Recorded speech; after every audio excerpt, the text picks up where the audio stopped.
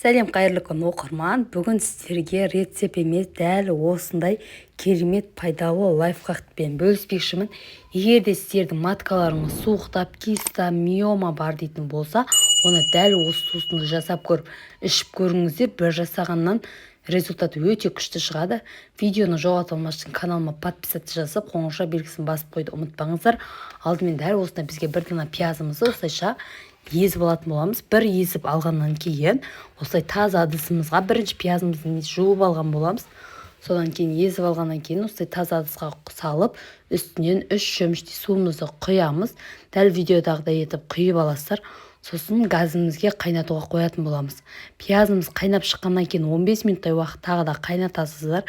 Қайнаған кезде біздің пиязымыздан сары су бөлініп шығады. Дәл осындай сары су бөлініп шыққаннан кейін 15 минутта қайнағаннан кейін пиязымызды суымыздан сүзіп алып, суымызды енді басқа таза ыдысымызға сүзгіштен өткізіп құйып қоятын боламыз. Суығаннан кейін азанда обедте кешкі уақытта 3 мезгіл ішіп отырасыздар. Дәл осы 3 мезгіл ішесіздер, азанда және түскі уақытта және кешкі уақытта ішіп отырасыздар. Дәл осылай сүзгіштен өткізіп, осылай арна ыдысқа құйып ішіп көрсеңіздер болады. Өте жақсы нәтиже көресіздер.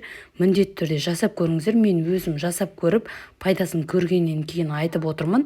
Егер де сіздерге менің пайдалы лайфхагым сіздерге ұнаған болса, видеоны жоғалтпас үшін міндетті түрде каналыма тіркеліп, қоңырша белгісін басып қойды ұмытпаңыздар.